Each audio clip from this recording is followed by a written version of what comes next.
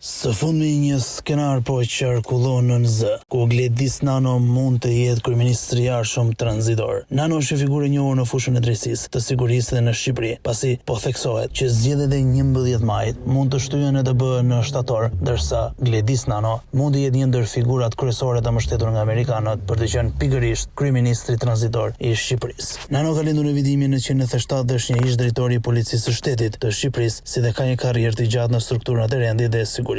Në vitin 2020, ai u emërua drejtori i përgjithshëm i policisë së shtetit, një post që mbajti deri në vitin 2022. Por çfarë lidhje ka Gledis Nano me Amerikën? Nano ka pasur një lidhje të ngushtë me Shtetet e Bashkuara të Amerikës për shkak të angazhimeve të tij në fushën e sigurisë dhe trajnimeve të specializuara. Ai ka marrë pjesë në programe trajnimi dhe ka pasur një bashkëpunim të ngushtë me autoritetet amerikane në fushën luftore kundër krimit, trafikimit të drogës dhe terrorizmit. Një prej arritjeve të tij është krijimi i marrëdhënieve të ngushta me agjencitë e sigurisë amerikane si FBI, DEA dhe të tjerë. Por cila është karriera në policinë e shtetit? Gledis Nano ka shërbyer për shumë vite në strukturat e policisë së shtetit të Shqipërisë. Para se të emërohej drejtori i përgjithshëm i policisë, ai kishte një karrierë të gjatë në nivele të ndryshme të hierarkisë policore, ku ka pasur përvojë në menaxhimin e operacioneve dhe luftën kundër krimit të organizuar. Më pas u emërua drejtori i policisë dhe gjatë mandatit të tij ja realizuar disa reforma të rëndësishme për forcimin e strukturave të sigurisë dhe luftën kundër krimit. Gjatë kohës që ai ka drejtuar policinë, ka marrë mbështetje nga partnerë ndërkombëtar, përfshirë Shtetet e Bashkuara të Amerikës, për të përmirësuar eficiencën e forcave të rendit dhe për të luftuar fenomenet e krimit të organizuar, korrupsionit dhe trafikimit të drogës. Ka pasur disa spekulime dhe thashëtheme në mediat shqiptare lidhur me mundësinë që Gledis Nano të bëhet kryeministër në një qeveri tranzitore, por deri më tani kjo mbetet një teori dhe jo një fakt i konfirmuar. Ky skenar ka qenë në qendër të diskutimeve, veçanërisht pasi Nano ka një profil të njohur për menaxhimin e sigurisë dhe rendit, si dhe ka marrëdhënie të ngushta me partnerë ndërkombëtar, përfshirë kryesisht Shtetet e Bashkuara të Amerikës. Shumë njerëz shohin mundësinë që ai të udhëheqë një qeveri të tillë si një mundësi për të stabilizuar situata politike dhe për të krijuar një periudhë kalimi në të cilën mund të realizohen reforma të thella, duke përfshirë luftën kundër korrupsionit dhe përmirësimin e institucioneve të drejtësisë dhe rendit. Megjithatë, është e rëndësishme të theksohet se ky skenar është ende spekulativ dhe nuk ka asnjë informacion të konfirmuar nga autoritetet zyrtare që tregon se Gledis Nano është duke u konsideruar për një pozicion të tillë. Po ashtu ndonë ai ka një profil të njohur për aftësi menaxhuese dhe përvojë në fushën e sigurisë, kandidimi i tij për kryeministër do të varet nga shumë faktorë politik dhe zhvillime të tjera në vend. Për Gledis Nano,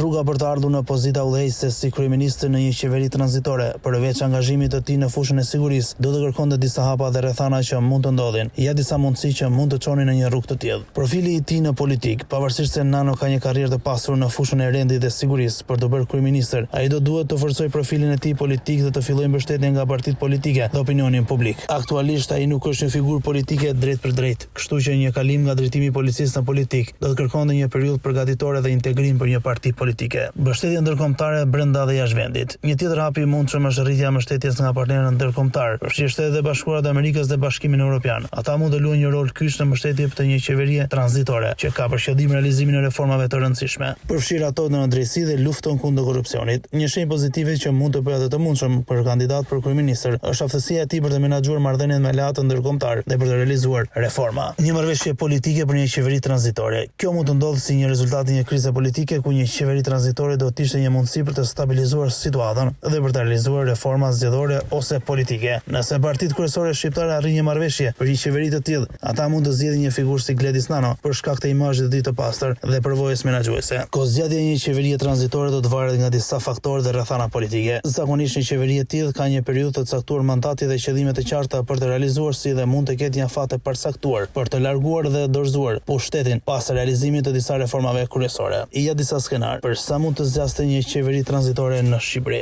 Qeveri me periudhë të caktuar 1 deri në 2 vjet. Një periudhë e zakonshme për një qeveri tranzitore është 1 deri në 2 vite. Ky afat mund të jetë mjaftueshëm për të realizuar reforma të rëndësishme, për të pastruar sistemin politik dhe për të krijuar kushte për zgjedhje të lira dhe të ndershme. Gjatë kësaj kohe qeveria do të përqendrojë në realizimin e reformave dhe stabilizimin e vendit, duke përfshirë reforma në sistemin zgjedhor, sistemin e drejtësisë dhe luftën kundër korrupsionit. Qeveri deri në realizimin e zgjedhjeve të reja, 6 deri në 12 muaj, të cila shkon edhe për 7 për shtyrjen e zgjedhjeve të 11 majit. Një tjetër mundësi është që qeveria tranzitore të ketë për qëllim të realizojë zgjedhje të lira dhe të ndershme, si dhe të organizojë një periudhë kalimtare për të dhënë mundësi partive të ndryshme të gjejnë një konsensus për një qeveri të re. Në këtë rast, qeveria mund të qëndrojë në pushtet për 6 deri në 12 muaj, duke siguruar një kalim të qetë në një sistem politik të qëndrueshëm. Në rast të presionit ndërkombëtar, Shtetet e Bashkuara të Amerikës dhe Bashkimi Evropian mund të ushtrojnë presion që që një qeveri tranzitore të ketë një periudhë të caktuar për të realizuar reforma dhe për të përgatitur vendin për zgjedhje të lira. Në këtë rast, koha mund të jetë më kufizuar, për shembull 1 vit ose deri në realizimin e zgjedhjeve të reja në varësi të rrethanave.